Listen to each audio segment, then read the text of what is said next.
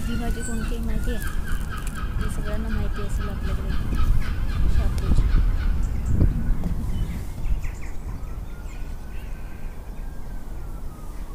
मी हे पॅक केलेलं आहे. आता ऊन आहे म्हणून मी हा पेपर काढलेला आहे त्याच्यावरचा.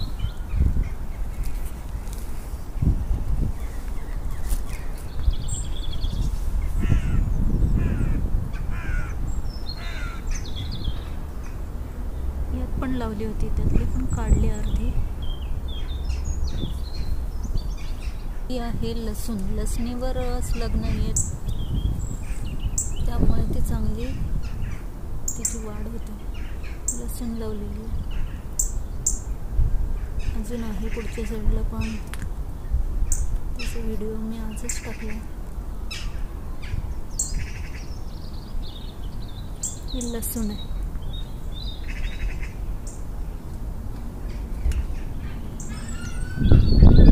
ही आहे वॉटरक्रेस. ती आता पूर्ण वाढ झालेली आहे तिची. आता मला ती काढायची आहे, हार्वेस्टिंग करायची आहे.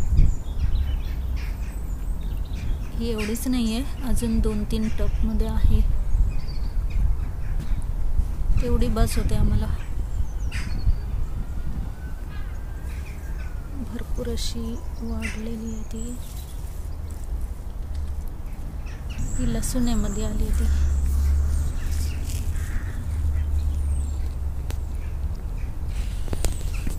लसणीचा कांदा.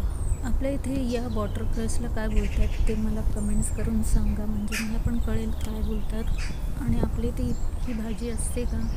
मी तरी बघितली नाही आहे. जर असेल तर कमेंट्स करा आणि सांगा.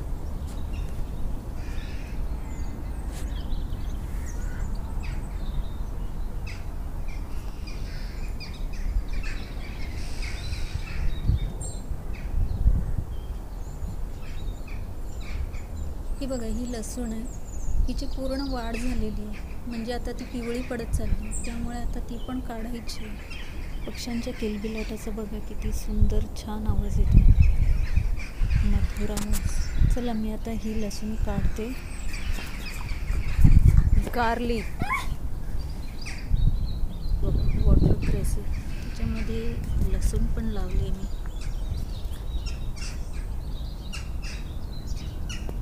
चवीला छान लागते ही भाजी. याला फुलं आलीत ना, आता त्याला शेंगा येतील छोट्या छोट्या. त्याचं पण मी असं बी ठेवून देते.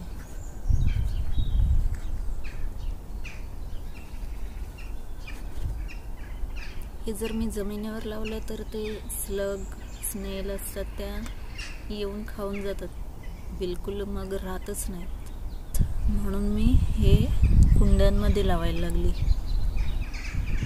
स्लग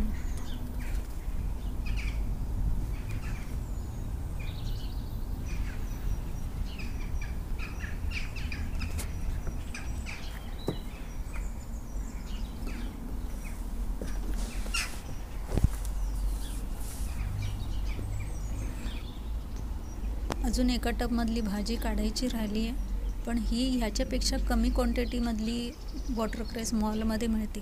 थोडी छोटंसं पॅकेट असतं, 150 रुपयाला असतं, कधी कधी 125ला असतं. 4-5 लसणींना कोंब आले होते.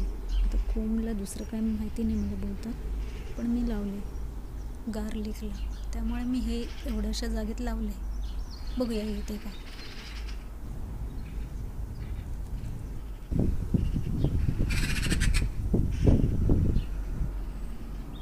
वॉटरक्रेसचं पण असंच पॅकेट होतं. अगदी थोडंसं मिळतं ते बियाणं, पण महाग असतं. त्यामुळे मी अशी बियाणं साठवून ठेवते. फुलं त्याची तोडत नव्हती, कारण मला हे असं साठवायचं होतं बी. आता हे बघा, हे मला आता परत विकत आणायची गरज नाही लागत. मी तेच बी वापरते समरमध्ये. त्या कॅन्ड्युलाचं पण मी असंच पॅकेट छोटंवालं आणलेलं, तर ते 250ला होतं. ते पण ऑफरला होतं वॉटरक्रेस, त्यामुळे तेवढं 250ला भेटलं. थोडंसं अगदी होतं त्यात बियाणं. बघा, हे मी उन्हाळा यायच्या आधी घरातच हे लावते बियाणं, आणि त्याच्यानंतर मग बाहेर लावते. छान लागते चवीला. मेथीसारखी लागते, मेथीपेक्षा थोडीशी गोड. ग्रास कटिंग मशीन बघा, ही लोक काउन्सिलची म्हणजे गव्हर्नमेंटची, ती दर महिन्याला येऊन ग्रास कटिंग करून जातात आणि खूप प्रामाणिकपणे आपली कामं करतात. हे बघा, आता ऑटम सीझन चालू झालेला आहे, त्याच्यामुळे हे झाडाचे कलर चेंज होत असतात. तुम्ही माझे व्हिडिओ बघितले असेल, शॉर्ट व्हिडिओ, त्यात मी दाखवलेले आहे कसे चेंज होतात कलर. खूप सुंदर सिनरी दिसते ती पण. हे झाड बघा कसं कलरफुल आहे. पुढच्या महिन्यात त्याला बिलकुल एक पण पान नाही दिसणार. समरमध्ये पूर्ण ग्रीन होतं ते, आणि समरच्या आधी पूर्ण पिंक असं होतं, कारण ते फुलांनी पूर्ण भरलेलं. त्याचं पण व्हिडिओ मी अपलोड केलेला आहे, नसेल बघितला तर नक्की बघा.